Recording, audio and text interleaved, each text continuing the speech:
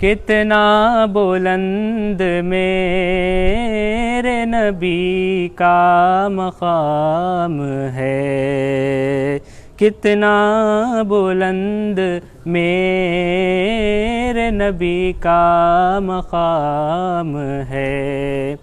عین نماز میں بھی نبی پر سلام ہے، عین نماز میں بھی نبی پر سلام ہے۔ عارف کبھی اتر نہیں سکتا تیرا خمار، عارف کبھی اتر نہیں سکتا تیرا خمار، ہاتھوں میں تیرے احمد مرسل کا جام ہے، صلی اللہ علیہ یا رسول اللہ۔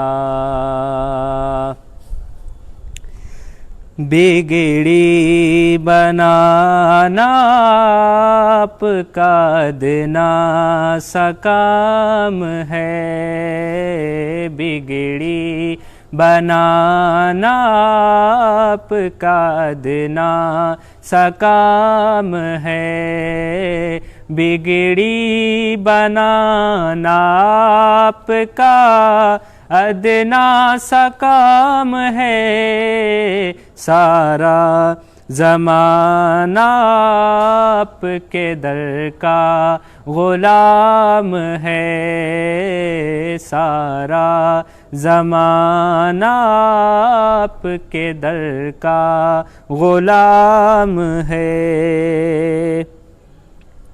رحمت نہیں ہے مسجد نبوی پہ منحصر، رحمت نہیں ہے مسجد نبوی پہ منحصر، سارا مدینہ پاک ہی دارالسلام ہے، سارا مدینہ پاک ہی دارالسلام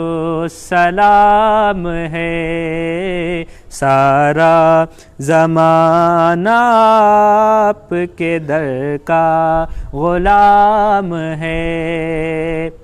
کب ہوگا کیسے ہوگا کرم ان پہ چھوڑ دے، کب ہوگا کیسے ہوگا کرم ان پہ چھوڑ دے، تجھ کو تو ان کے در کی غلامی سے کام ہے، تجھ کو تو ان کے در کی غلامی سے کام ہے، سارا زمانہ آپ کے در کا غلام ہے۔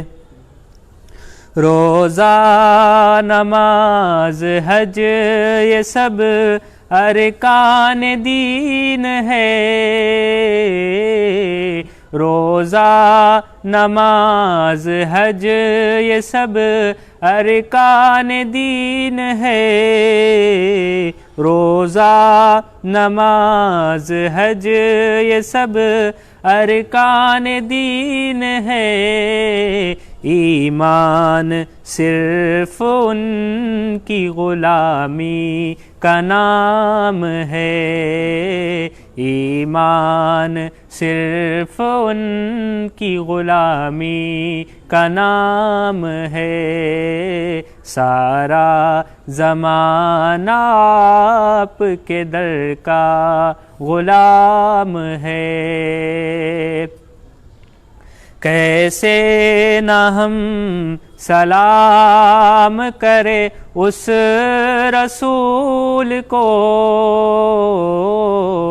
کیسے نہ ہم سلام کرے اس رسول کو، کیسے نہ ہم سلام کرے اس رسول کو، وہ جس کی ساری نسل علیہ السلام ہے، وہ جس کی ساری نسل علیہ السلام ہے۔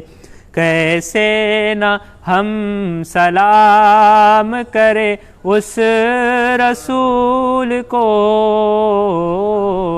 کیسے نہ ہم سلام کرے اس رسول کو، وہ جس کی ساری نسل علیہ السلام ہے، وہ جس کی ساری نسل علیہ السلام ہے۔ سارا زمانہ آپ کے در کا غلام ہے، تربت سے میری کہے کہ فرشتے نکل گئے، تربت سے میری کہے کہ فرشتے نکل گئے، تربت سے میری کہے کہ فرشتے نکل گئے، سونے دو اس کو یہ تو علی کا غلام ہے، سونے دو اس کو یہ تو علی کا غلام ہے۔ الحمدللہ رب العالمین، والصلاة والسلام علی سید الانبیاء والمرسلین وعلی آلہ وصحبہ اجمعین۔ نشہد ان لا الہ الا اللہ وحدہ لا شریک لہ، ونشہد ان سیدنا محمدا عبدہ ورسولہ، اما بعد فقد قال اللہ تبارک وتعالی فی القرآن الکریم، فاعوذ باللہ من الشیطان الرجیم، بسم اللہ الرحمن الرحیم۔ ان اللہ وملائکتہ یصلون علی النبی یا ایہا الذین آمنوا صلوا علیہ وسلموا تسلیما۔ اللہم صل علی سیدنا محمد وعلی آلہ وصحبہ وسلم۔ محترم معزز ناظرین، پیغام کربلا پروگرام کے تسلسل میں منعقد ہونے والی آج کی یہ 7ویں نشست ہے۔ جن جن لوگوں نے ہمارا پروگرام جوائن کیا ہے، سلام کیے ہیں، ان تمام کے سلام کا جواب دیا جاتا ہے، وعلیکم السلام ورحمۃ اللہ وبرکاتہ۔ اور ہمارے اس پروگرام کو جن جن لوگوں نے جوائن کیا ہے، ان سب کا ہم خیر مقدم کرتے ہیں۔ محمد غلام، اسرا قادریہ، چاند باشا، محمد عمران، اکرم خان قادری، سید شفیق میزان پاشا قادری، خواجہ معین الدین، نور، محمد علی، صابر خان، محمد فرید حیفہ، نصیر کرکٹ، خالد نظامی صاحب، اعظم شریف محمد، ان تمام لوگوں نے کامنٹس کیے ہیں، سلام کیا ہے، وعلیکم السلام ورحمۃ اللہ وبرکاتہ۔ آج کی ہماری یہ خوبصورت مبارک پاکیزہ بابرکت نورانی نشست پیغام کربلا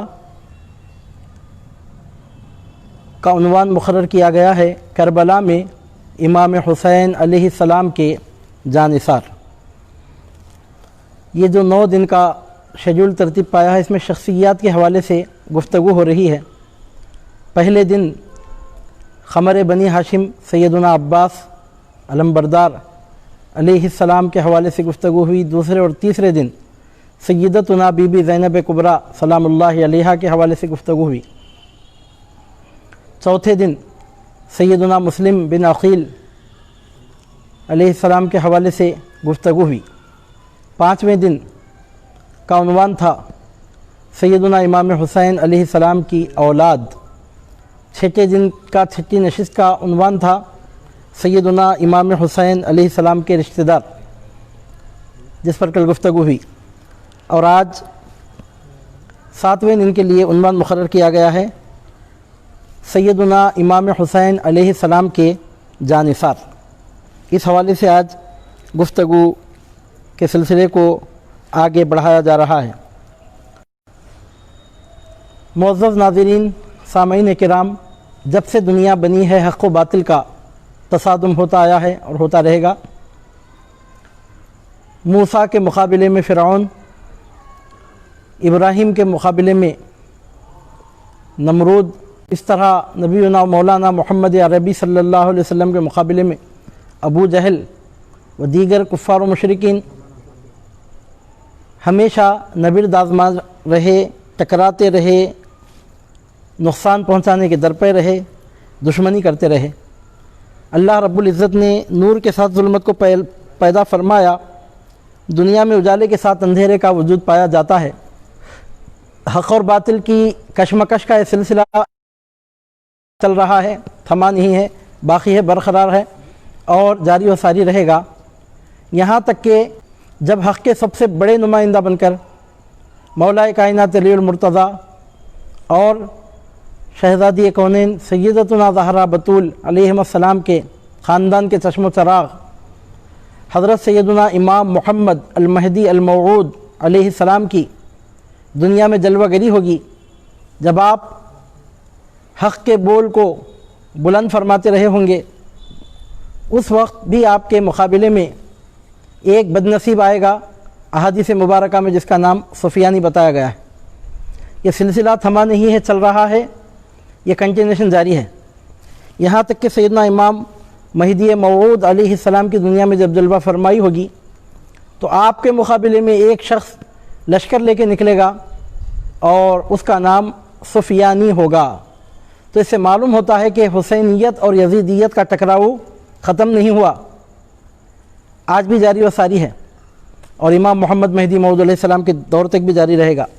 اور امام مہدی موعود علیہ السلام کی جب دنیا میں جلوہ فرمائی ہوگی تو آپ کے مقابلے میں وہ بد نصیب سفیانی جب لشکر لے کے نکلے گا تو سیدنا امام محمد مہدی موعود علیہ السلام کی کرامت کا اس طور پہ ظہور ہوگا کہ وہ سفیانی اپنے پورے لشکر کے ساتھ زمین میں دھسا دیا جائے گا، زمین اس کو نگل لے گی اور ایسا زلزلہ ہوگا کہ وہ اور اس کا پورا لشکر زمین میں دھس جائیں گے۔ یہ در حقیقت سیدنا امام مہدی موعود علیہ السلام کی ولایت کی دلیل ہوگی، آپ کی کرامت کی یہ شان ہوگی۔ ویسے اس وقت دنیا بالکل اختتام کی طرف پہنچ چکی ہوگی، تو ہر چیز دودھ کے دودھ اور پانی کے پانی کی طرح اس وقت دیکھنے میں آتی رہی ہوگی۔ وہ ایسا موقع، ایسا مرحلہ ہوگا۔ میں یہ کرنا چاہتا ہوں کہ سلسلہ رکا نہیں ہے، چل رہا ہے۔ اور سیدنا عیسیٰ علیہ السلام جب نزول جلال فرمائیں گے، آپ دیکھیں گے کہ دجال لعین مردود لعنتی آپ کے مقابلے میں کھڑا رہے گا اور آپ کی سانس کی خوشبو سے پگھل کے فنا ہو جائے گا اور اس کا وجود بھی باقی نہیں رہے گا۔ دکھانے کو تو بہت سارے کرشمے دکھانے کی کوشش کرے گا، بہت سارے تماشے کرتا رہے گا، لیکن جب سیدنا عیسیٰ مسیح ابن مریم علیہ السلام کے مقابلے میں آئے گا تو آپ کی سانس مبارک کی خوشبو کی تاب نہ لا سک کر پگھل کر معدوم ہو جائے گا۔ تو اس سے معلوم ہوتا ہے کہ سلسلہ اس طرح چلتا رہے گا، چلتا رہا ہے۔ ازل سے حق و باطل میں تصادم ہوتا آیا ہے، اور میدان کربلا میں جب باطل نے حق سے ٹکرایا اور میدان کربلا میں جب حق باطل کے مقابلے میں آیا تو عزیزان محترم سب جانتے ہیں کہ اس حق کا نام حسین تھا، اور اس نمرود اور فرعون اور شداد اور قارون اور حامان کے جانشین کا نام یزید تھا۔ ادھر محمد الرسول اللہ صلی اللہ علیہ وسلم کے شہزادے جلوہ فرما تھے، ادھر سے طاغوتی قوتیں آپ سے ٹکرانے کے لیے موجود تھیں۔ اللہ رب العزت نے دنیا کا نظام اسی طور پہ جاری و ساری فرمایا۔ اب جو بات میں آپ کے سامنے عرض کرنے جا رہا ہوں، دیکھیے کوئی آدمی کسی کی طرف مائل ہوتا ہے تو کوئی اتفاقی بات نہیں ہوتی، کیونکہ آج ہم امام علی مقام علیہ السلام کے جانثاروں کی خدمت میں سلامی کا نذرانہ پیش کر رہے ہیں، اور شہدائے کربلا رضوانُاللہ علیہم اجمعین کی خدمت بابرکت میں اپنا حقیر خراج عقیدت ہم پیش کرنے کی سعادت حاصل کر رہے ہیں، تو اس ضمن میں آپ کے سامنے عرض یہ کر رہا ہوں کہ ازل سے حق اور باطل کے تصادم کا یہ سلسلہ جو چلتا آ رہا ہے، اس ضمن میں یہ بات دیکھنے میں آتی ہے کہ جو حق کا پرچم بلند کرتے ہیں ان کے ساتھ بھی کچھ لوگ جمع ہو جاتے ہیں، اور جو باطل کی علامت بن کے ابھرتے ہیں ساتھ دینے والے ان کا بھی ساتھ دیتے ہیں۔ ابھی آپ نے سنا کہ سیدنا امام محمد مہدی موعود علیہ السلام کی جب دنیا میں جلوہ فرمائی ہوگی، آپ جانتے ہی ہوں گے کہ 70 اولیاء آپ کے ہاتھ پر بیعت کریں گے، عام و خاص آپ کے ہاتھ پر بیعت کریں گے، لوگ آپ کی عظمت کو تسلیم کریں گے، آپ کی امامت کو تسلیم کریں گے، آپ کی ولایت کو تسلیم کریں گے، لیکن ایک بدنصیب سفیانی ایسا بھی ہوگا جو آپ کی عظمت و ولایت و کرامت کو تسلیم کرنا تو درکنار اس کو جھٹلائے گا، اور صرف زبانی طور پہ جھٹلا کے نہیں چھوڑے گا بلکہ ایک جہنمیوں کا لشکر ترتیب دے کے لائے گا آپ کے مقابلے میں ٹکرانے کے لیے، لیکن اللہ رب العزت کی قدرت ظاہر ہوگی اور پورے لشکر کے ساتھ وہ زمین میں دھس جائے گا۔ تو بہرحال میں جو بات آپ کے سامنے عرض کرنے جا رہا ہوں، جب امام محمد مہدی موعود علیہ السلام کے مقابلے میں کھڑا ہونے والا کھڑا ہوگا تو اس کے بھی حمایت اس کا ساتھ دیں گے۔ ابو جہل اور دیگر قریش کے بعض سرغنہ کفار نے جب سید المرسلین صلی اللہ علیہ وسلم کے خلاف آواز بلند کی تو سب جانتے ہیں کہ ساتھ دینے والے بدنصیب ان کے ساتھ بھی جمع ہوئے تھے۔ غزوہ بدر میں کیا کچھ نہیں ہوا، پوری تاریخ ہماری آنکھوں کے سامنے موجود ہے۔ غزوہ احد میں کیا نہیں ہوا، تاریخ ہمارے سامنے موجود ہے۔ حضور نبی کریم صلی اللہ علیہ وسلم کی سیرت طیبہ کے دفتر ہمارے سامنے کھلے ہوئے ہیں۔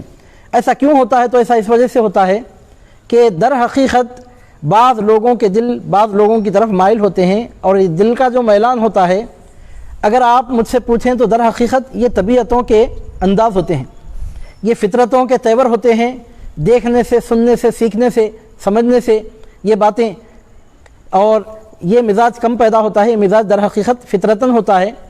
چنانچہ سیدنا امام حجت الاسلام امام غزالی قدس اللہ تعالیٰ سرہ العزیز نے اس ضمن میں مکاشفۃ القلوب میں جو بات بیان فرمائی ہے وہ اس سلسلے میں حرف آخر کی حیثیت رکھتی ہے۔ کوئی کسی کی طرف مائل ہوتا ہے تو کیوں ہوتا ہے، کوئی کسی سے محبت رکھتے ہیں تو کیوں رکھتے ہیں، کوئی کسی کے جان نثار بنتے ہیں تو کیوں بنتے ہیں۔ آج ہم آپ کو بتانے جا رہے ہیں کہ یزید لعین مردود کا 22,000 کا لشکر ادھر سے جمع ہے، اور ادھر سے شم حسینیت کے پروانے اپنے آپ کو نچھاور کرنے کے لیے تیار ہیں۔ کوئی کسی کے لیے اپنی جان قربان کر دے، یہ کوئی معمولی بات تو نہیں ہے۔ زندگی ایک مرتبہ ہی تو ملتی ہے، عمر بار بار ملنے کی چیز تو نہیں ہے، اور پھر مقابلہ بھی کیسے وقت، ایسے وقت جب کہ مقابلے میں 22,000 کا لشکر جرار ہو۔ مقابلہ بھی کیسی فوج سے ٹکرانے کی بات ہے جہاں مجاہد بن کے ثواب پانے کے امکانات بہت کم، اور شہید بن کر بڑا مرتبہ حاصل کرنے کے امکانات پوری طرح سے روشن ہوں۔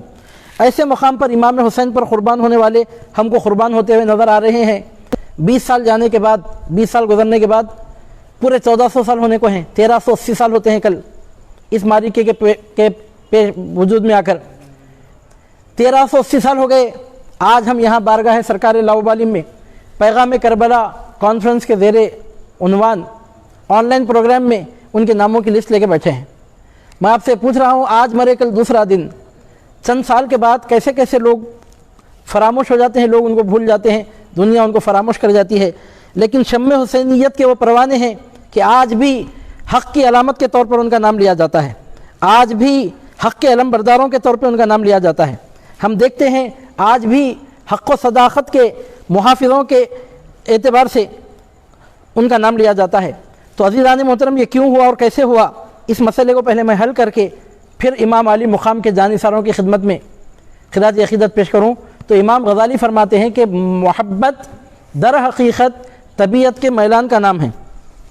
آدمی کی طبیعت جدھر مائل ہوتی ہے تو جہاں آدمی کی طبیعت مائل ہوتی ہے وہاں اس کا دل آ جاتا ہے اور وہ محبت کرنے لگتا ہے، تو دل کے میلان کا نام ہے۔ اب آپ پھیلا کر اگر باتیں کریں تو 1000 قسم کی باتیں ہوں گی، مختصراً اگر کہیں تو ہم یہ کہہ سکتے ہیں کہ جن کی طبیعت اور فطرت جہنمیوں کی تھی ان کا دل یزید کی طرف مائل ہوا اور یزید کی حکومت کی طرف مائل ہوا، وہ اس میں شامل ہو کر اپنے انجام کو پہنچے۔ اور جن کی قسمت میں ساقی کوثر صلی اللہ علیہ وسلم کے ہاتھ سے جام کوثر پینا جن کے مقدر میں تھا، جنت اور جنت کی بہاریں جن کے استقبال کے لیے تیار کی گئی ہیں، ان کا دل جنتی نوجوانوں کے سردار امام حسین ابن علی علیہ السلام کی طرف مائل ہوا، چنانچہ امام حسین کے جانثار بن کر وہ آپ پر سے قربان ہو گئے، جس طرح شمع پہ پروانے نچھاور ہوتے ہیں۔ ویسے حضور نبی کریم صلی اللہ علیہ وسلم نے فرمایا، ترمذی شریف میں حدیث ہے، احب اللہ من احب حسینا، جو حسین سے محبت کرتا ہے اس سے اللہ محبت کرتا ہے۔ مجھے آپ کہنے دیجئے کہ اللہ جس سے محبت کرنا چاہتا ہے اس کے دل میں حسین کی محبت پیدا فرما کر اس کو اپنا محبوب بنا لیتا ہے، اور اللہ رب العزت جس کو اپنی محبت سے محروم کرنا چاہتا ہے اس بد نصیب کے دل کو حسین کی محبت سے خالی کر کے پروردگار اس کو اپنی محبت سے محروم کر دیتا ہے۔ احب اللہ من احب حسینا، حسین کی محبت کوئی ایسی سستی چیز نہیں ہے کہ 8 سال کا کورس کرو تو حاصل ہو جائے، 20 سال کی اسٹڈی کرو تو حاصل ہو جائے، چینل آرگنائزیشن قائم کرو تو حاصل ہو جائے، تحریکیں چلاؤ تو حاصل ہو جائے۔ حسین کی محبت اتنی سستی چیز نہیں ہے، حسین کی محبت کائنات کی سب سے قیمتی چیز ہے۔ جب 18,000 عالموں کو پیکر وجود عطا فرمانے والا کسی کے سر پہ اپنی محبوبیت کا تاج سجانا چاہتا ہے تو اس کے گلے میں حسین کی غلامی کا خلادہ ڈال دیتا ہے۔ حضور نبی کریم صلی اللہ علیہ وسلم ارشاد فرماتے ہیں، احب اللہ من احب حسینا، میں اپنی طرف سے بات نہیں پیش کر رہا ہوں، کسی شاعر کا شعر نہیں پڑھ رہا ہوں، افصح العرب ابلغ العرب سید المرسلین صلی اللہ علیہ وسلم کا ارشاد گرامی سنا رہا ہوں۔ عزیزان محترم، ایسے 9 دن کا پروگرام کر کے نہیں، 9,000 دن بھی اگر ہم پروگرام کریں اس پروگرام میں ہم وہ نہیں بول سکتے جو صاحب جوامع الکلم صلی اللہ علیہ وسلم نے ایک جملے میں ارشاد فرما دیا۔ فرماتے ہیں احب اللہ من احب حسینا، یہ بولنے کے لیے اتھارٹی چاہیے۔ یہ بات ایسی بات ہے کہ جو عقل سے معلوم ہونے والی بات نہیں ہے، یہ بات وحی الہی کے ذریعے معلوم ہو سکتی ہے۔ حسین کی عظمت بیان کرنا امتیوں کے بس کی بات نہیں، حسین کی عظمت تو نبیوں کا سردار ہی بیان کر سکتا ہے، حسین کی شان تو رسولوں کا تاجدار ہی بیان کر سکتا ہے۔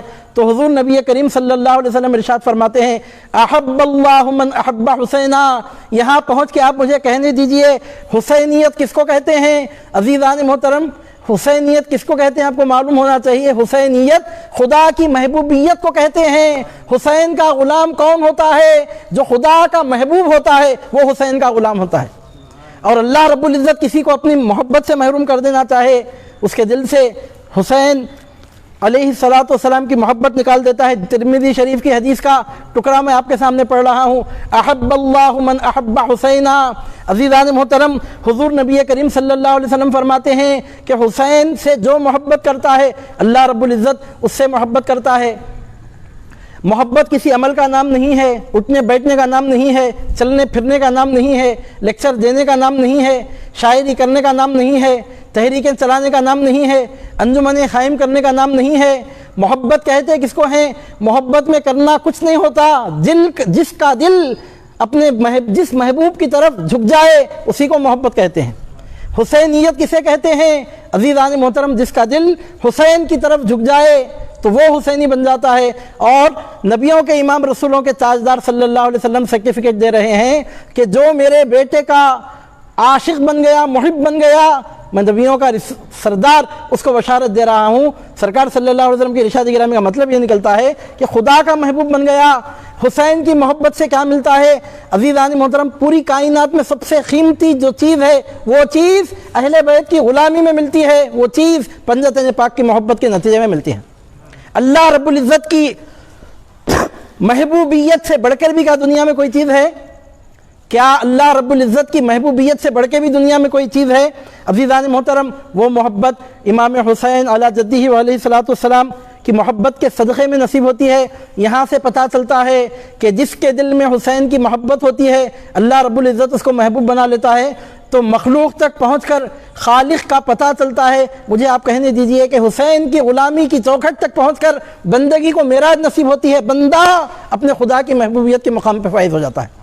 سرکار پاک صلی اللہ علیہ وسلم فرما رہے ہیں، احب اللہ من احب حسینا۔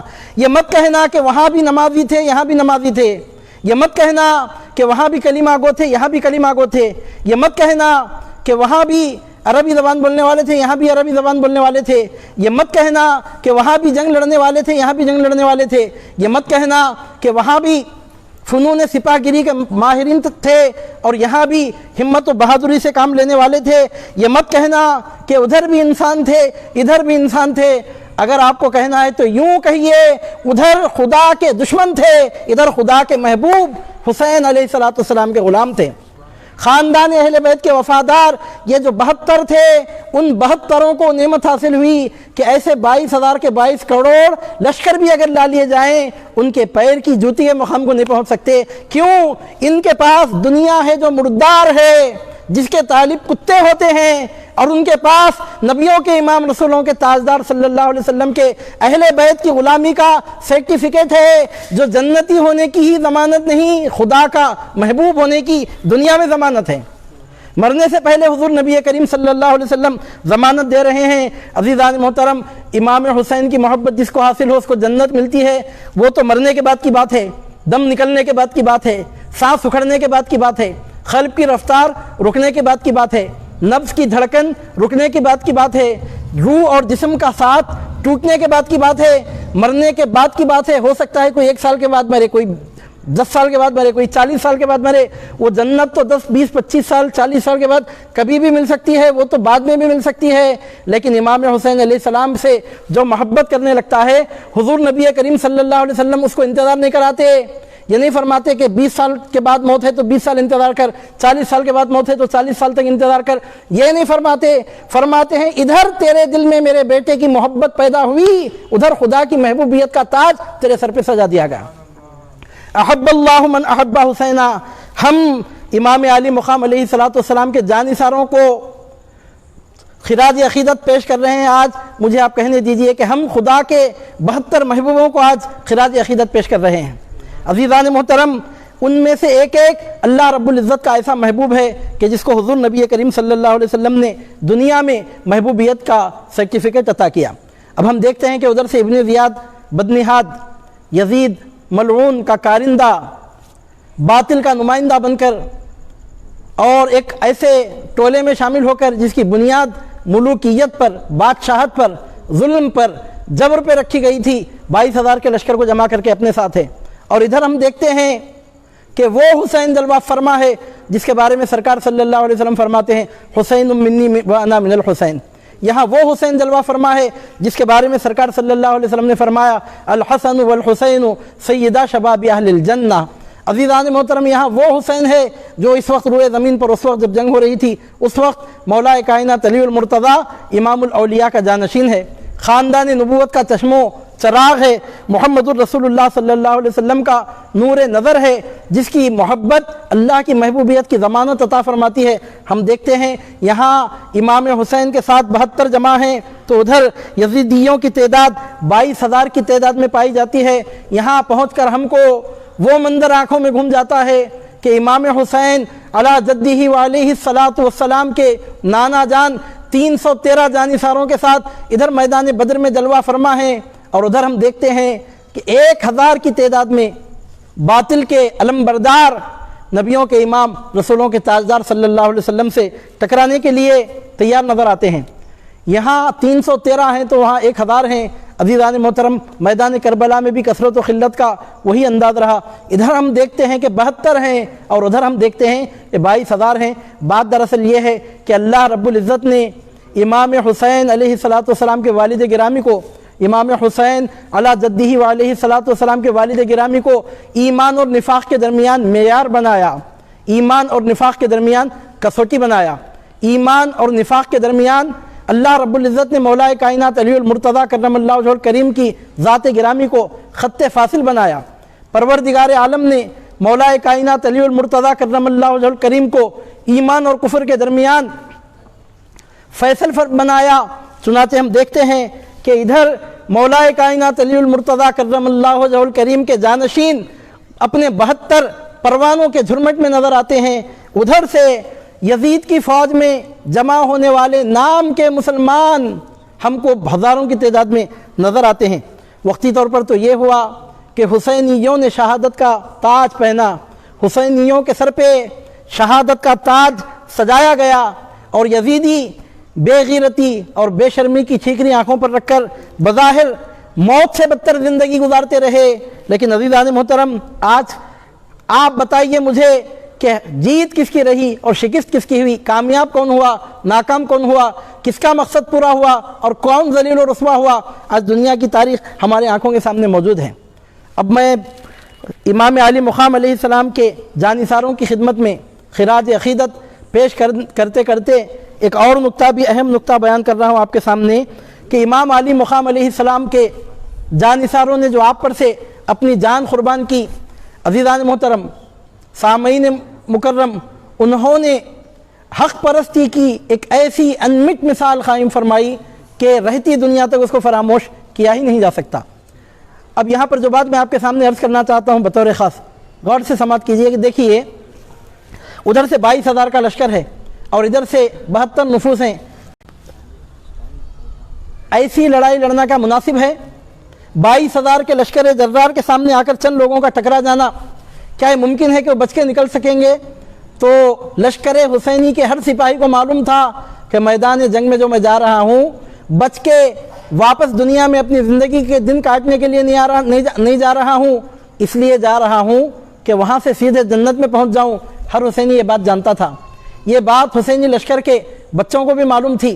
چنانچہ اس ضمن میں تاریخ کربلا یہ بتاتی ہے، واقعات کربلا یہ بتاتے ہیں کہ 9 محرم کو شام کے وقت، بلکہ رات کے وقت، امام علی مقام علیہ السلام نے اپنے جانثاروں کو جمع فرمایا۔ کربلا میں اپنے تمام ہمراہیوں کو، اپنے تمام ساتھیوں کو، اپنے تمام اصحاب کو آپ نے جمع فرمایا اور ان کے درمیان میں آپ نے خطبہ دیا۔ اس خطبے کا ایک حصہ یہ تھا، آپ نے ارشاد فرمایا کہ اے لوگو، ایسا معلوم ہوتا ہے کہ یہ لوگ اب میری جان لیے بغیر چھوڑیں گے نہیں۔ وہ مجھ سے یزید کی بیعت کا مطالبہ کرتے ہیں اور میں تو یزید کی بیعت کبھی تسلیم نہیں کر سکتا۔ چنانچہ ایسا معلوم ہوتا ہے کہ اب یہ کوئی انتہائی اقدام کر بیٹھیں گے اور یہ رکنے والے نہیں ہیں۔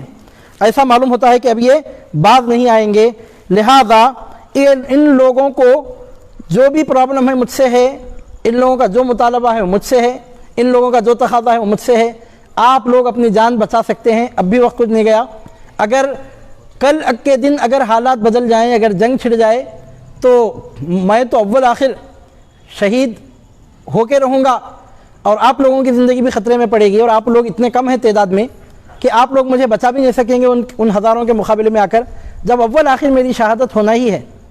مطلب یہ تھا، اس کا میں تفہیم کر رہا ہوں، جب اول آخر مجھے شہید ہونا ہی ہے، اگر چند شہیدوں کی شہادت کے بعد بھی میں شہید ہوں تو شہید تو مجھے ہونا ہے، یا اگر آپ لوگ اب نکل کے چلے جائیں اگر یہاں سے، تو میں اکیلا بھی اگر شہید ہونا ہے تو شہید تو ہونا ہے، مجھے تو یہ لوگ شہید کر کے ہی چھوڑیں گے۔ لہذا پوری اجازت دی جاتی ہے کہ آپ لوگ رات کہیں نکل جائیں، کسی راستے کی طرف چلے جائیں اور اپنی جان بچائیں، کیونکہ آپ لوگوں میں اتنی تیاری اس وقت نہیں ہے اور اتنی جماعیت ہمارے پاس نہیں ہے کہ ہم ان کا مقابلہ کر سکیں۔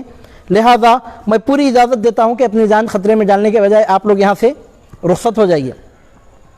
تو امام علی مقام علیہ السلام کے جانثاروں نے عرض کیا، یا ابن رسول اللہ، آپ صحیح فرماتے ہیں کہ ہم ہزاروں کے لشکر کے مقابلے میں جا کر آپ کو بچا نہیں سکتے، لیکن کیا ہمارے لیے مناسب ہے، کیا ہماری وفاداری کا یہی تقاضا ہے کہ رسول پاک صلی اللہ علیہ وسلم کے شہزادے کو تنہا ہم جنگل میں چھوڑ کے چلے جائیں؟ انہوں نے عرض کیا کہ ہم کچھ نہیں کر سکتے تو کیا ہوا، اپنے آپ کو آپ پر سے قربان تو کر سکتے ہیں۔ اگر ہم آپ کو اس طرح چھوڑ کر چلے جائیں تو کل میدان محشر میں کون سی صورت لے کر رسول اکرم صلی اللہ علیہ وسلم کی خدمت میں شفاعت کی بھیک مانگنے کے لیے حاضر ہوں گے؟ جب ہم میدان محشر میں حضور نبی کریم صلی اللہ علیہ وسلم سے شفاعت کی بھیک مانگنے کے لیے جائیں گے، اور اگر حضور نبی کریم صلی اللہ علیہ وسلم ہم سے پوچھ لیں کہ تم ہی تو ہو کہ جس نے میرے بیٹے کو جنگل میں تنہا چھوڑ دیا تھا، اب مجھ سے شفاعت طلب کرنے آئے ہو، تو ہم کیا جواب دیں گے؟ چنانچہ انہوں نے عرض کیا، سرکار ہم کچھ نہیں کر سکتے تو کیا ہوا، ہم آپ پر سے اپنے آپ کو قربان تو کر سکتے ہیں۔ چنانچہ امام حسین نے دیکھا کہ ان کا جذبہ جانثاری ان کو ساتھ چھوڑنے کی اجازت نہیں دے رہا ہے، تو پھر امام علی مقام علیہ السلام نے ایک دوسرا طریقہ اختیار فرمایا۔ آپ نے سوچا ہو سکتا ہے کہ لوگ شرماتے ہوں میرے سامنے اٹھ کر جانے سے، اور وہ لوگ دیکھ رہے ہیں کہ کون پہلے اٹھ کر جائے گا، پھر دوسرے نمبر پہ کون جائے گا، پھر تیسرے نمبر پہ کون جائے گا، میں دیکھوں گا سب کو۔ ہو سکتا ہے کہ شرمندہ ہو رہے ہیں۔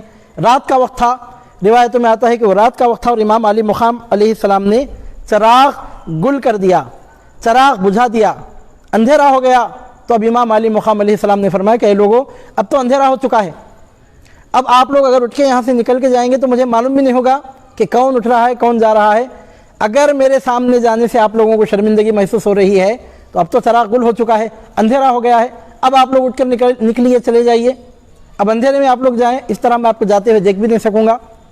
چنانچہ امام علی مقام علیہ السلام نے چراغ گل کر دیا اور ان لوگوں کو جانے کا حکم دے دیا، جانے کی اجازت دے دی۔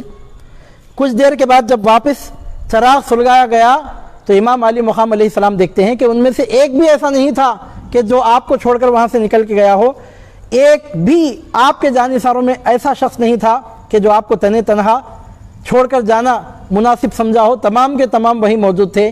امام علی مقام علیہ السلام نے پیدا فرمایا، جب آپ نے یہ دیکھا، جب آپ نے یہ خیال فرمایا کہ اب یہ لوگ یہاں سے جانے والے نہیں ہیں، تو امام علی مقام علیہ السلام خاموش ہو گئے، اور اس کے بعد اب میں آج کی اس گفتگو کو تکمیل کی طرف پہنچا رہا ہوں۔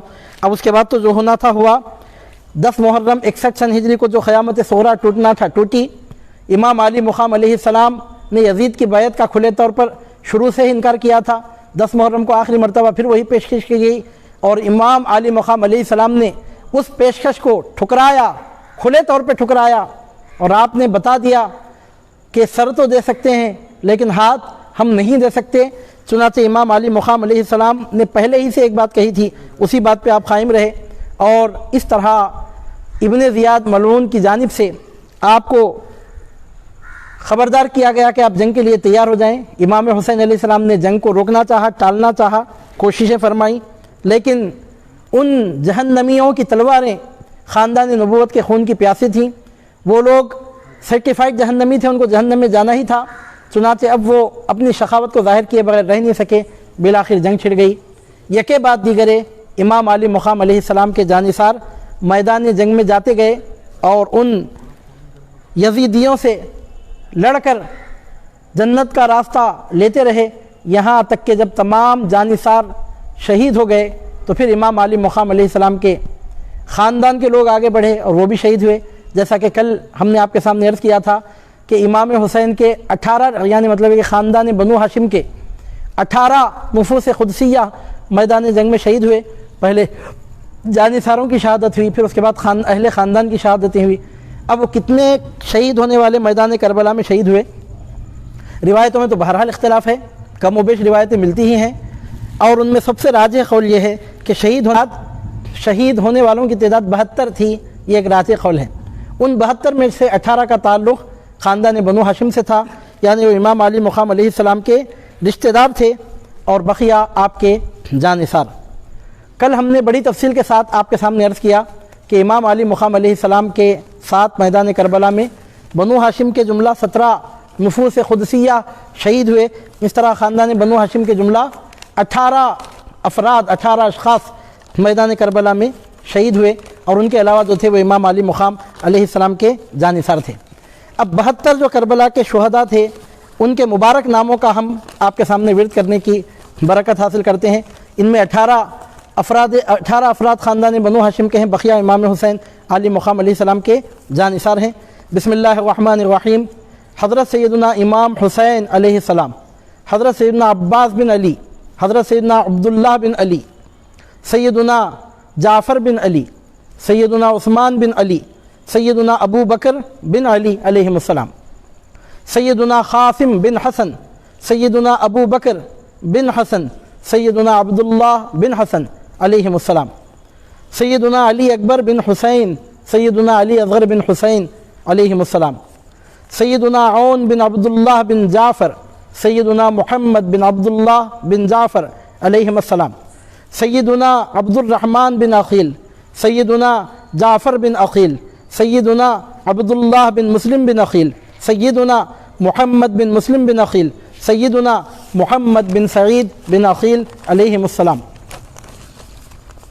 حضرت حبیب بن مظاہر اسدی، حضرت انس بن حارث اسدی، مسلم بن عوسجہ اسدی، خیس بن عشر اسدی، ابو ثمامہ بن عبداللہ، حضرت بریر حمدانی، حضرت بنزلہ بن اسد، حضرت عابس شاکری، حضرت عبد الرحمن ربی، حضرت سیف بن حارث، حضرت عامر بن عبداللہ حمدانی، حضرت جندہ بن حارث، حضرت شوذب بن عبداللہ، حضرت نافع بن خلال، حضرت حجاج بن مسروق، حضرت عمر بن کربہ، حضرت عبد الرحمن بن عبد رب، حضرت جندہ بن کعب، حضرت عامر بن جندہ، حضرت نعیم بن عجلان، حضرت سعد بن حارث، حضرت زبیر بن قیس،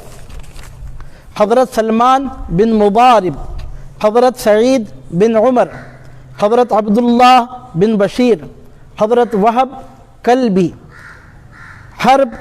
حضرت حرب بن عمر، حضرت ظہیر بن عامر، حضرت بشیر بن عامر، حضرت عبداللہ ارواح غفاری، حضرت جون غلام ابو ذر غفاری، حضرت عبداللہ بن امیر، حضرت عبداللہ بن یزید، حضرت سلیم بن امیر، حضرت قاسم بن حبیب، حضرت زید بن سلیم، حضرت نعمان بن عمر، حضرت زید بن ثبت، حضرت عامر بن مسلم، حضرت سیف بن مالک، حضرت حجاج، حضرت جابر بن حجاج، حضرت مسعود بن حجاج،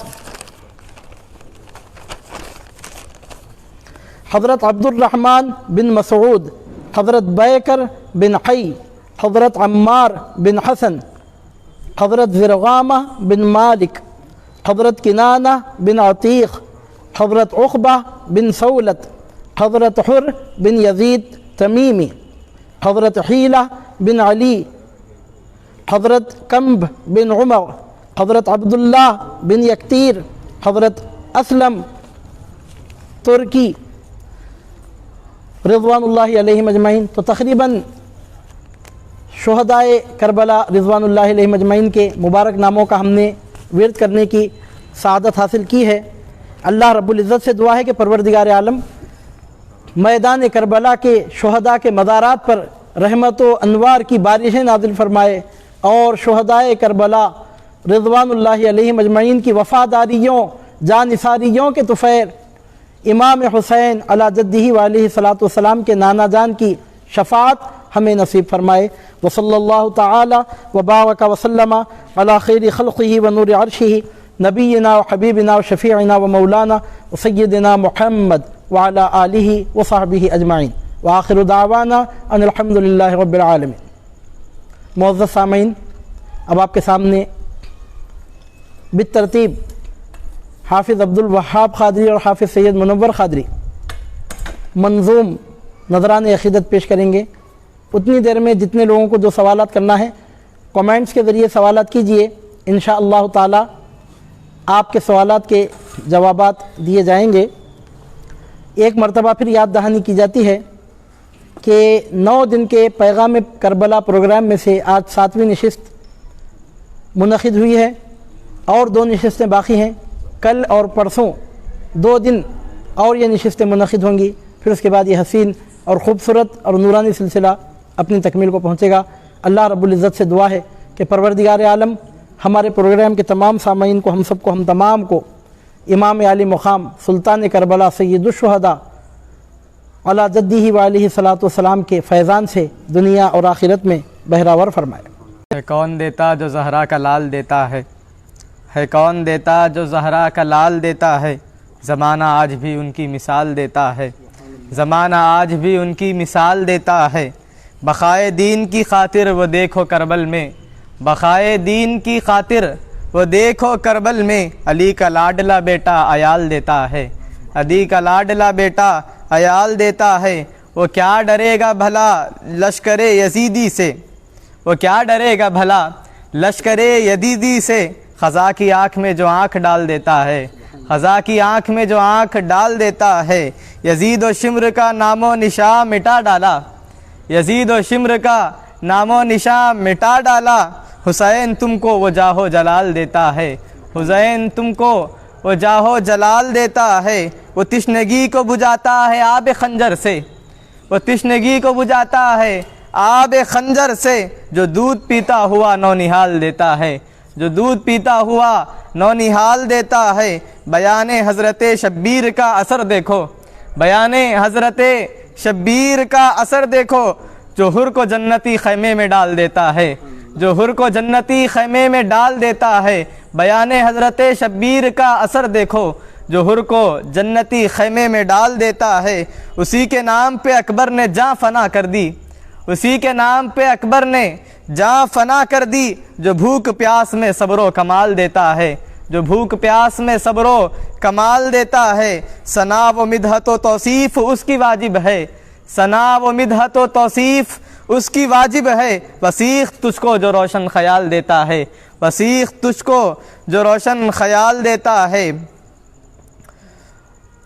اور شبیر نے دشمن سے صدقہ تو نہ مانگا تھا، شبیر نے دشمن سے صدقہ تو نہ مانگا تھا، دو گھونٹ ہی مانگے تھے دریا تو نہ مانگا تھا، دو گھونٹ ہی مانگے تھے دریا تو نہ مانگا تھا۔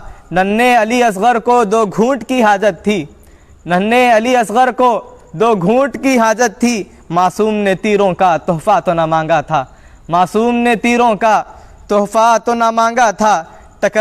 ٹکرائے تھے فاسق سے اسلام بچانے کو، ٹکرائے تھے فاسق سے اسلام بچانے کو۔ مولا نے حکومت میں حصہ تو نہ مانگا تھا، مولا نے حکومت میں حصہ تو نہ مانگا تھا۔ جابر کی اطاعت کو تسلیم نہیں کرتے، جابر کی اطاعت کو تسلیم نہیں کرتے۔ ایک بات اٹھائی تھی قبضہ تو نہ مانگا تھا، ایک بات اٹھائی تھی قبضہ تو نہ مانگا تھا۔ اور کھینچی گئی کیوں چادر پھر سر سے نصیر آخر، کھینچی گئی کیوں چادر پھر سر سے نصیر آخر۔ زینب نے سکینہ کا جھمکا تو نہ مانگا تھا، زینب نے سکینہ کا جھمکا تو نہ مانگا تھا۔ اور رونقیں ماہ محرم کی بڑھاتے ہیں حسین، رونقیں ماہ محرم کی بڑھاتے ہیں حسین۔ اپنے ہر عاشق کے گھر تشریف لاتے ہیں حسین، اپنے ہر عاشق کے گھر تشریف لاتے ہیں حسین۔ بھوکے پیاسے ننھے بچے تک کٹاتے ہیں حسین، بھوکے پیاسے ننھے بچے تک کٹاتے ہیں حسین۔ کس خوشی سے بار غم دل پر اٹھاتے ہیں حسین، کس خوشی سے بار غم دل پر اٹھاتے ہیں حسین۔ زیر خنجر سر ہے لیکن مسکراتے ہیں حسین، زیر خنجر سر ہے لیکن مسکراتے ہیں حسین۔ ساری دنیا کو یہ آئینہ دکھاتے ہیں حسین، ساری دنیا کو یہ آئینہ دکھاتے ہیں حسین۔ لا سکی تاریخ کوئی آج تک ایسی مثال، لا سکی تاریخ کوئی آج تک ایسی مثال۔ جیسا سجدہ کربلا میں کر کے جاتے ہیں حسین، جیسا سجدہ کربلا میں کر کے جاتے ہیں حسین۔ مرحبا صد مرحبا قدسی بھی بولے دفاتن، مرحبا صد مرحبا قدسی بھی بولے دفاتن۔ پنجے باطل سے جب پنجہ لڑاتے ہیں حسین، پنجے باطل سے جب پنجہ لڑاتے ہیں حسین۔ جن و انسان روتے ہیں تھراتے ہیں ارض و سما، جن و انسان روتے ہیں تھراتے ہیں ارض و سما۔ لاشِ اصغر کو جب لے کے آتے ہیں حسین، لاشِ اصغر کو جب لے کے آتے ہیں حسین۔ واپسی کا جانثاروں کو ہے دیتے مشورہ، واپسی کا جانثاروں کو دیتے ہیں مشورہ۔ بخشوا دینے کا بھی مژدہ سناتے ہیں حسین، بخشوا دینے کا بھی مژدہ سناتے ہیں حسین۔ اور کربلا والوں کے کوزوں میں آ ہی جاتی فرات، کربلا والوں کے کوزوں میں آ ہی جاتی فرات۔ کاش کوئی جا کے کہتا چل بلاتے ہیں حسین، کاش کوئی جا کے کہتا چل بلاتے ہیں حسین۔ مٹ گئے شمر و یزید اے آرزو دونوں مگر، مٹ گئے شمر و یزید اے آرزو دونوں مگر۔ مثل ماہو خور و انجم جگمگاتے ہیں حسین۔ آج کیوں آنکھ میں پھر نمی ہے، آج کیوں آنکھ میں پھر نمی ہے، دل میں کیوں سوز ہے بے کلی ہے، آج کیوں آنکھ میں پھر نمی ہے، آج کیوں آنکھ میں پھر نمی ہے، دل میں کیوں سوز ہے بے کلی ہے، دل میں کیوں سوز ہے بے کلی ہے۔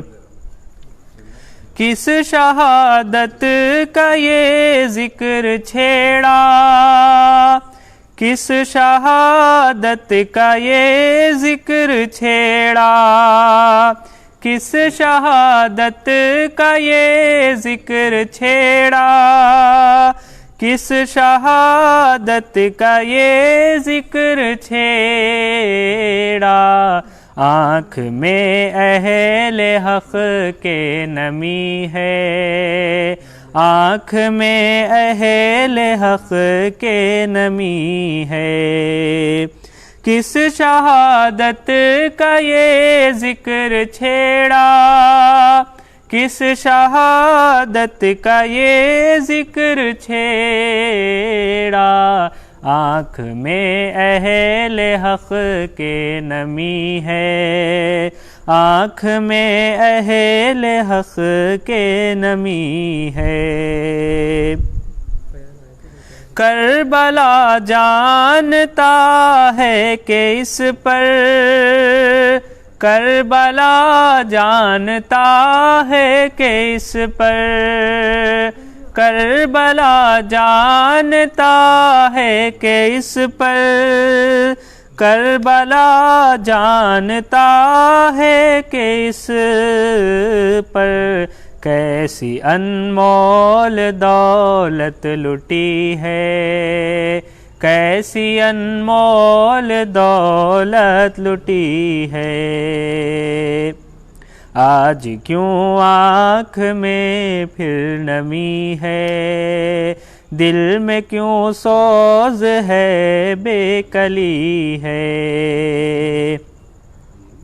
بخشوا لے گا نانا کی امت، بخشوا لے گا نانا کی امت، بخشوا لے گا نانا کی امت، بخشوا لے گا نانا کی امت۔ خون ان کا بڑا قیمتی ہے، خون ان کا بڑا قیمتی ہے۔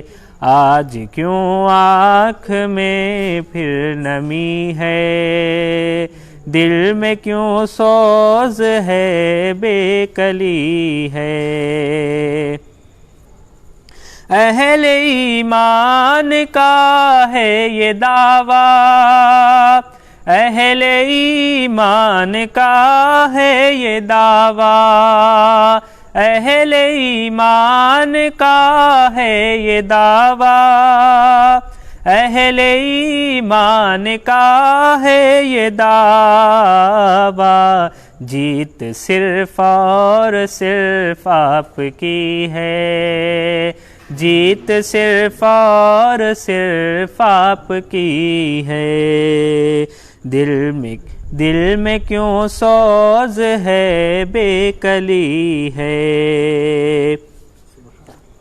ابن حیدر کا صدقہ ہے اب تک، ابن حیدر کا صدقہ ہے اب تک، ابن حیدر کا صدقہ ہے اب تک، ابن حیدر کا صدقہ ہے اب تک۔ شمع ایمان جو جل رہی ہے، شمع ایمان جو جل رہی ہے۔ آج کیوں آنکھ میں پھر نمی ہے، دل میں کیوں سوز ہے، بے کلی ہے۔ ہیں حسین اس نبی کے نواسے، ہیں حسین اس نبی کے نواسے، ہیں حسین اس نبی کے نواسے، ہیں حسین اس نبی کے نواسے۔ جن کی خاطر یہ دنیا بنی ہے، جن کی خاطر یہ دنیا بنی ہے۔ ہیں حسین اس نبی کے نواسے، ہیں حسین اس نبی کے نواسے، جن کی خاطر یہ دنیا بنی ہے، جن کی خاطر یہ دنیا بنی ہے۔ آج کیوں آنکھ میں پھر نمی ہے، دل میں کیوں سوز ہے، بے کلی ہے۔ وارث ساقی حوض کوثر، وارث ساقی حوض کوثر، وارث ساقی حوض کوثر، وارث ساقی حوض کوثر، میں کدے میں تیرے کیا کمی ہے، میں کدے میں تیرے کیا کمی ہے، آج کیوں آنکھ میں پھر نمی ہے، دل میں کیوں سوز ہے، بے کلی ہے۔ مدخاں ہے تو اس کا جو عارف، مدخاں ہے تو اس کا جو عارف، مدخاں ہے تو اس کا جو عارف، مدخاں ہے تو اس کا جو عارف، ابن زہرا ہے صبت نبی ہے، ابن زہرا ہے صبت نبی ہے، آج کیوں آنکھ میں پھر نمی ہے، دل میں کیوں سوز ہے، بے کلی ہے۔ وارث ساقی حوض کوثر، وارث ساقی حوض کوثر، میں کدے میں تیرے کیا کمی ہے، میں کدے میں تیرے کیا کمی ہے، آج کیوں آنکھ میں پھر نمی ہے، دل میں کیوں سوز ہے، بے کلی ہے۔ معزز ناظرین، آج کا ہمارا یہ پروگرام تکمیلی مرحلے میں داخل ہو رہا ہے۔ سوال جواب کے مختصر سے سیشن کے بعد آج کے اس پروگرام کی تکمیل ہوگی۔ جن جن لوگوں نے سلام کیا ہے ان تمام کے سلام کا جواب دیا جاتا ہے، وعلیکم السلام ورحمۃ اللہ وبرکاتہ۔ جن جن لوگوں نے پروگرام شیئر کیا ہے، کمنٹس کیے ہیں، ان سب کا شکریہ ادا کیا جاتا ہے۔ دعا ہے کہ اللہ رب العزت ان کو جزائے خیر عطا فرمائے، اور یاد دلایا جاتا ہے کہ کل اور پرسوں بھی یہ مبارک نشست منعقد ہوگی۔ ہم اپنے سامعین سے التماس کریں گے کہ کل اور پرسوں کے پروگرام میں بھی شرکت کریں۔ کل جو سوالات کیے گئے تھے، پہلے ان سوالات کے ہم جوابات دیتے ہیں۔ کل سوال ہوا تھا، وسیم اکرم نے سوال کیا تھا کہ شیعہ فرقے کی حقیقت بتلائیے۔ شیعہ یہ ایک گمراہ فرقہ ہے مسلمانوں میں۔ ایک یہودی تھا عبداللہ بن سبا، اس کا نام تھا عبداللہ بن سبا، ایک یہودی مذہب سے تعلق رکھنے والا وہ آدمی تھا۔ امیر المومنین عز المسلمین سیدنا عمر فاروق اعظم رضی اللہ تعالیٰ عنہ کے دور میں جب مسلمانوں کی فتوحات کا دائرہ وسیع سے وسیع تر ہو گیا، ایران اور روم فتح ہو گئے اور مسلمانوں کی فتوحات کا دائرہ خوب پھیلنے لگا، تو اس کے دل میں حسد پیدا ہوئی مسلمانوں کے خلاف، اور اس نے ایک بہت بڑی سازش کے مطابق خود مسلمانوں میں کچھ ایسے لوگوں کو تیار کرنا چاہا جن سے اسلام کو نقصان پہنچے۔ الغرض اس کی ایک بہت بڑی تفصیل ہے۔ بہرحال عبداللہ بن سبا ایک یہودی تھا جس نے فرقہ شیعیت کی بنیاد ڈالی اور مسلمانوں میں گمراہ کن نظریات اور خیالات پیدا کیے۔ اس طرح شیعہ فرقے کا وجود عمل میں آیا۔ بیسیکلی یہ فرقہ हुजूर नबी करीम सल्लल्लाहु अलैहि वसल्लम के अज़वाज मुताहरात और सहाबा किराम रिज़वानुल्लाहि अलैहिम अजमईन की बेअदबी और गुस्ताखी की बुनियाद पर क़ायम हुआ। बिलखुसूस खुलफ़ाए राशिदीन रिज़वानुल्लाहि अलैहिम अजमईन की उसमें बेअदबी पाई जाती है उस फ़िरक़े में, और यकीनन ये गुमराह फ़िरक़ा है। आप यूँ समझिए मुख्तसर अल्फाज में कि शिया एक ऐसा गुमराह फ़िरक़ा है जो हुज़ूर नबी करीम सल्लल्लाहु अलैहि वसल्लम के अज़वाज मुताहरात और आपके सहाबा किराम रिज़वानुल्लाहि अलैहिम अजमईन का मुनकिर है, और ख़ुद सरकार पाक सल्लल्लाहु अलैहि वसल्लम के अहले बैत पाक में से आपकी 3 साहिबजादियों को वो लोग नहीं मानते। उनका बोलना है कि नऊज़ु बिल्लाहि मिन ज़ालिक, वो सरकार सल्लल्लाहु अलैहि वसल्लम की साहिबजादियाँ ही नहीं हैं। अल-इयाज़ु बिल्लाहि ताला व माअज़ल्लाहि रब्बिल आलमीन, ऐसा बोलना, ऐसा समझना कुफ्र है, कुरान मजीद के ख़िलाफ़ है। क्योंकि सूरतुल अहज़ाब में अल्लाह ताला ने इरशाद फरमाया, अऊज़ु बिल्लाहि मिनश शैतानिर रजीम, या अय्युहन नबिय्यु कुल लि अज़वाजिक व बनातिक व निसाइल मुअमिनीना युदनीना अलैहिन्ना मिन जलाबिबिहिन। ऐ नबी, आप अपनी बीवियों से और अपनी बेटियों से और अपनी मुसलमान औरतों से ऐसा ऐसा कह दीजिए। तो अल्लाह रब्बुल इज़्ज़त ने यहाँ हुज़ूर नबी करीम सल्लल्लाहु अलैहि वसल्लम की अज़वाज मुताहरात के लिए जमा का सिगा लाया, कुल लि अज़वाजी का व बनाती का। और इस फ़िरक़े के लोग हुज़ूर नबी करीम सल्लल्लाहु अलैहि वसल्लम की 3 अज़वाज मुताहरात को, सरकार सल्लल्लाहु अलैहि वसल्लम के अज़वाज मुताहरात के तो मुनकिर हैं, फिर सरकार सल्लल्लाहु अलैहि वसल्लम की साहिबजादियों में से भी 3 साहिबजादियों की अज़मत को तस्लीम नहीं करते, और सहाबा किराम रिज़वानुल्लाहि अलैहिम अजमईन की खुली बेअदबियाँ करने के साथ खुलफ़ाए राशिदीन रिज़वानुल्लाहि अलैहिम अजमईन के बहुत मुखालिफ होते हैं। और आप यूँ समझिए कि एक 500 साल के बाद आप ऐसा समझ जाइए कि शिया फ़िरक़े की जो पहचान हो सकती है वो इस तौर पे है कि मुसलमानों में 2 गिरोह, 2 हिस्सों में हम पूरे मुसलमानों को देख सकते हैं 500 साल के बाद। उसमें से एक गिरोह ऐसा है जो हमारे सरकार हुज़ूर पुरनूर सुल्तानुल औलिया गौसे आज़म महबूब सुबहानी शेख अब्दुल क़ादिर गीलानी क़द्दसल्लाहु तआला सिर्रुल अज़ीज़ की इल्मियत को, आपके तजदीदी इस्लाही कारनामों को, आपकी विलायतों को तस्लीम करता है। और एक हिस्सा ऐसा है कि जो खुलफ़ाए राशिदीन की अज़मत के मुनकिर तो थे ही, सहाबा किराम की अज़मत के मुनकिर तो थे ही, उसमें इजाफ़ा इस तौर पे हुआ कि वो लोग हुज़ूर पुरनूर गौसे आज़म महबूब सुबहानी शेख अब्दुल क़ादिर गीलानी रज़ी अल्लाह तआला अन्हु के भी मुनकिर हो गए। तो बहरहाल शिया एक गुमराह फ़िरक़ा है। ख़ादरी नुसरत जहान ने सवाल किया है, क्या ख़वातीन को खिलाफत नहीं दी जाती?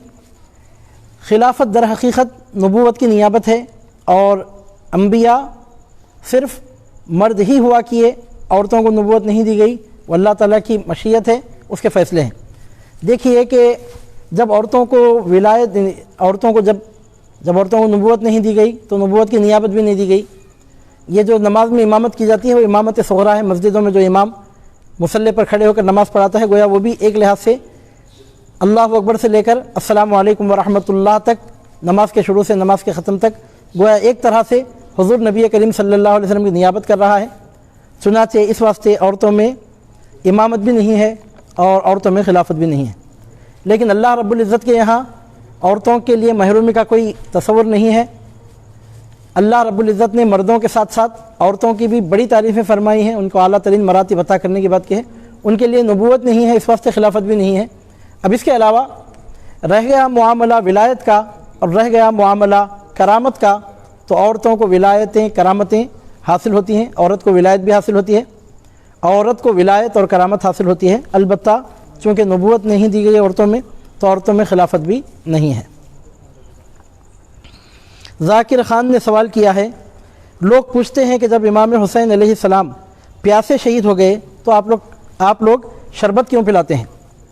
बात दरअसल ये है कि जो शरबत पिलाया जाता है वो ईसाले सवाब के लिए है, और ईसाले सवाब किसी भी नेक काम के ज़रिए हो सकता है, लेकिन ख़ास तौर पर पानी पिलाने का या शरबत पिलाने का जो अहतमाम किया जाता है उसमें एक मुनासिबत है। उसमें मुनासिबत यह है कि इमाम आली मुक़ाम इमाम हम्माम इमाम हुसैन बिन अली अला जद्दीही व अलैहिस्सलातु वस्सलाम को और आपके जानिसारों को, आपके हमराहियों को यज़ीद और यज़ीद के लश्करियों की जानिब से, यज़ीदियों की जानिब से, उबैदुल्लाह बिन ज़ियाद की जानिब से, यज़ीदियों की जानिब से सैयदना इमाम आली मुक़ाम पर और आपके असहाब और आपके जानिसारों पर पानी रोक दिया गया था, पानी बंद कर दिया गया था, और करबला के 72 के 72 शुहदा प्यासे शहीद हुए। تو پانی پلانے میں مصلحت یہ ہے کہ وقتی طور پر اللہ تعالی رب العزت نے ان کا امتحان لینا چاہا، وقتی طور پر ان کو پانی میسر نہ آیا۔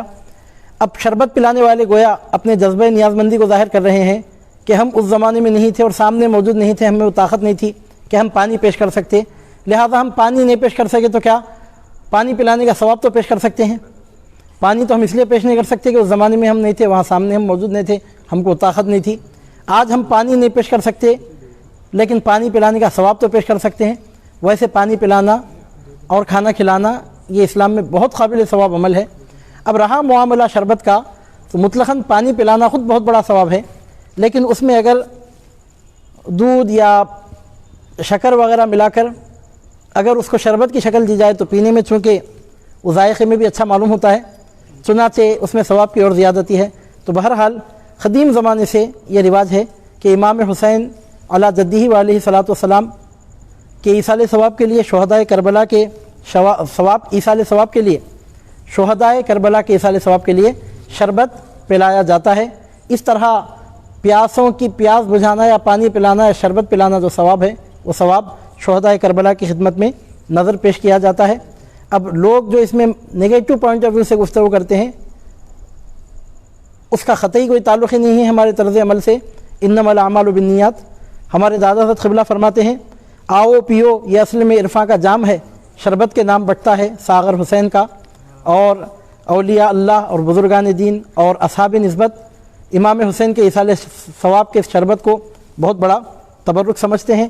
تو یوم عاشوراء کو بطور خاص شربت پلانے کا اہتمام کرنا یہ بڑی سعادت کی بات ہے۔ وسیم اکرم نے سوال کیا ہے کہ یوم عاشوراء کے روزے کی فضیلت بتائیے۔ یہ آپ نے بہت اچھا سوال کیا اور یہ سوال بہت مناسب ہے، کیونکہ آج شوال کی 9ویں شب لگی ہے اور کل مغرب کے بعد یوم عاشوراء یوم محرم کی 10ویں شروع ہونے والی ہے، شب عاشوراء شروع ہونے والی ہے۔ سوال بہت بر وقت ہے اور بہت اہمیت رکھتا ہے، اس سوال کا جواب ہم ضرور دیں گے۔ یوم عاشوراء کے روزے کی باقاعدہ حدیث شریف میں فضیلت بتائی گئی ہے، صحیح مسلم شریف میں بھی حدیث ہے اور دیگر حدیث پاک کی کتابوں میں بھی یہ حدیث ملتی ہے، جس کا خلاصہ یہ ہے کہ یوم عاشوراء کا روزہ رکھنا گزشتہ 1 سال کے گناہوں کا کفارہ قرار پاتا ہے۔ جو مسلمان یوم عاشوراء کو روزہ رکھے تو اس کے گزشتہ 1 سال کے گناہوں کا یہ روزہ کفارہ بچ جاتا ہے۔ تو یوم عاشوراء کو ہو سکے تو روزہ ضرور رکھنا چاہیے۔ اور علماء کرام فرماتے ہیں کہ رمضان المبارک کے فرض روزوں کے بعد سب سے بڑھ کر فضیلت والا جو روزہ ہے، یعنی تمام نفل روزوں میں سب سے بڑھ کر فضیلت رکھنے والا جو روزہ ہے یوم عاشوراء کا روزہ ہے۔ تو یوم عاشوراء کے روزے سے گزشتہ 1 سال کے گناہ معاف ہوتے ہیں، اور حضور نبی کریم صلی اللہ علیہ وسلم نے خود بھی روزہ رکھا اور اپنے صحابہ کو اپنی امتیوں کو بھی ترغیب دلائی، اور طریقہ یہ بھی بتلایا کہ یوم عاشوراء کا روزہ صرف 1 دن نہ رکھا جائے کیونکہ اس سے یہودیوں میں مشابہت ہے۔ 1 دن یوم عاشوراء کا روزہ اس لیے نہ رکھا جائے کہ یہودیوں سے مشابہت ہوتی ہے، تو 1 دن کے بجائے 2 دن یہ روزہ رکھنا چاہیے۔ 10 تاریخ کو تو رکھنا ہی ہے، اب اس کے ساتھ 1 دن اور اضافہ کریں، چاہے تو پہلے کا دن ملا لیں چاہے تو بعد کا دن ملا لیں۔ 9 اور 10 محرم یا 10 اور 11 محرم کو روزہ رکھیں، یہ ضروری ہے، یعنی مطلب ہے کہ 1 دن آگے یا پیچھے ملانا یہ ضروری ہے، کیونکہ حضور نبی کریم صلی اللہ علیہ وسلم نے اس کا حکم دیا ہے۔ عدنان سمی نے سوال کیا ہے کہ آج کے پرفتن ماحول میں ہم عاشقان اہل بیت ان یزیدیوں سے اپنے ایمان کو کیسے بچائیں، وقت کے یزید کی پہچان کیسے کریں؟ آپ نے بہت اہم سوال کیا ہے، اور آپ کا یہ سوال کرنا آپ کے مزاج کو بتا رہا ہے، اور یہ جو سوال آپ کے ذہن میں آیا ہے یہ سوال خود یہ بتا رہا ہے کہ انشاءاللہ تعالیٰ آپ یزیدیوں سے ضرور بچ کے رہیں گے۔ یزیدیت کو پہچاننے کا ایک ہی طریقہ ہے، آپ حسینیت کا ذکر کر کے دیکھیے، اور اس تھرمامیٹر کے ذریعے آپ یزیدیت کے ٹیمپریچر کو محسوس کر سکتے ہیں، اس کا اندازہ لگا سکتے ہیں۔ بہرحال اہل بیت پاک کی عظمت اور ان کے فضائل اور ان کی خوبیاں سن کے خوش ہونا، ان کا نام لینے کو اپنے لیے باعث نجات سمجھنا، یہ حسینیت ہے۔ اور اہل بیت پاک کے فضائل سن کر پریشان ہو جانا اور اہل بیت پاک کی عظمت کو کھلے دل سے تسلیم نہ کرنا، یہی در حقیقت یزیدیت ہے، کیونکہ یزیدیت کا آغاز بھی اسی سے ہوا تھا۔ سلطانہ شیخ نے سوال کیا ہے کہ نماز میں اگر وسوسے آئیں تو کیا کیا جائے؟ اگر اللہ کا نام لیتے وقت کسی اور کا خیال آئے تو کیسے سجدہ کریں؟ نماز میں وسوسے آئے تو کیا کیا جائے؟ اس کا جواب یہ ہے کہ عمدن وسوسوں کو جمنے نہیں دینا چاہیے۔ جب کوئی بات ذہن میں آتی ہے تو اس پر مزید غور کر کے اس وسوسے کو جمانا نہیں چاہیے۔ خود بخود وسوسہ آ رہا ہے تو جتنی کوشش کر سکتے ہیں اس وسوسے کی طرف سے توجہ ہٹانے کی کوشش کیجیے۔ اب اس کے بعد بھی اگر وسوسہ آئے تو انشاءاللہ تعالی معاف ہے۔ سوال کر رہی ہیں کہ اگر اللہ کا نام لیتے وقت کسی اور کا خیال آئے تو کیسے سجدہ کریں؟ کیا مطلب ہے اس کا؟ ایسا سمجھ میں آتا ہے وہ یہ بولنا چاہتے ہیں کہ اللہ کا نام لیتے وقت اللہ کے سوا کسی اور کا خیال آئے تو سجدہ کیسے کریں؟ مطلب کیا سجدہ سہو کرنا ہے، یہ پوچھتے ہوں گے۔ تو بہرحال سجدہ سہو وسوسوں کی وجہ سے نہیں آتا۔ اگر اللہ کا نام لیتے وقت، نماز پڑھتے وقت اللہ کے سوا کسی اور کا خیال آئے یا کوئی وسوسہ آئے ذہن میں، یا نماز میں اگر وسوسہ آتا ہے تو اس کے لیے سجدہ سہو کرنے کی کوئی حاجت نہیں ہے، کیونکہ نماز میں اگر وسوسے آئیں تو اس سے سجدہ سہو کا کوئی تعلق ہی نہیں ہے۔ تو بہرحال جہاں تک ہو سکے وسوسوں سے بچنے کی کوشش کریں۔ وسوسوں سے بچنے کی کوشش کرنے کے باوجود وسوسہ آ رہا ہے تو انشاءاللہ تعالی معاف ہے، اور اس پر سجدہ سہو کرنے کی بھی ضرورت نہیں ہے۔ بہرحال اللہ رب العزت سے دعا ہے کہ پروردگار عالم آپ کو، ہم کو دنیا اور آخرت میں امام عالی مقام امام حسین علی جدہ و علیہ الصلوۃ والسلام کا فیضان نصیب فرمائے۔ بسم اللہ الرحمن الرحیم۔ الہی بحرمت سیدنا الحسین وجدہ وامہ وابیہ واخیہ وبنیہ فرج عنا ما نحن فیہ۔ الہی بحرمت سیدنا الحسین وجدہ وامہ وابیہ واخیہ وبنیہ فرج عنا ما نحن فیہ۔ الہی بحرمت سیدنا الحسین وجدہ وامہ وابیہ واخیہ وبنیہ فرج عنا ما نحن فیہ۔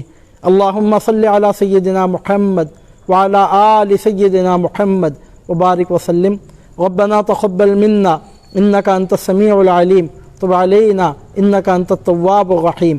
اللہم صل علی سیدنا محمد وعلی آل سیدنا محمد کما صلیت علی سیدنا ابراہیم وعلی آل سیدنا ابراہیم انک حمید مجید۔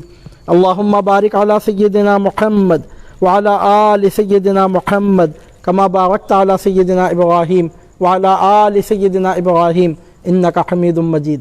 بسم اللہ الرحمن الرحیم۔ الی سید المرسلین واشرف الاولین والآخرین نبینا وحبیبنا ومولانا محمد رسول اللہ الصادق الوعد الامین، وإلی جمیع اخوانہ من النبیین والمرسلین علیہ وعلیہم الصلاۃ والسلام، وإلی آلہ واصحابہ واہل بیتہ وازواجہ وذریتہ واولیاء امتہ، وإلی جمیع امتہ، وإلی جمیع المؤمنین والمؤمنات وسائر المسلمین والمسلمات، خصوصا منہم الی صبط رسول اللہ وریحانۃ حبیب اللہ سید شباب اہل الجنہ سیدنا الامام الحسین، وإلی جمیع رفقائہ شہداء دشت کربلا رضوان اللہ علیہم اجمعین۔ الفاتحہ۔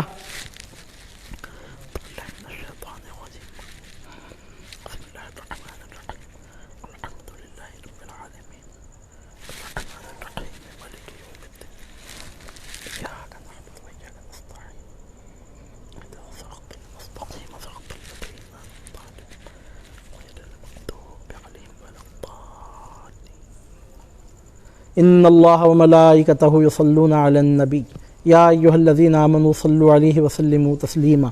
اللہم صل وسلم وبارک علی حبیبک ونبیک نبینا وحبیبنا ومولانا محمد وعلی آلہ وصحبہ اجمعین۔ سبحان ربک رب العزۃ عما یصفون وسلام علی المرسلین والحمد للہ رب العالمین۔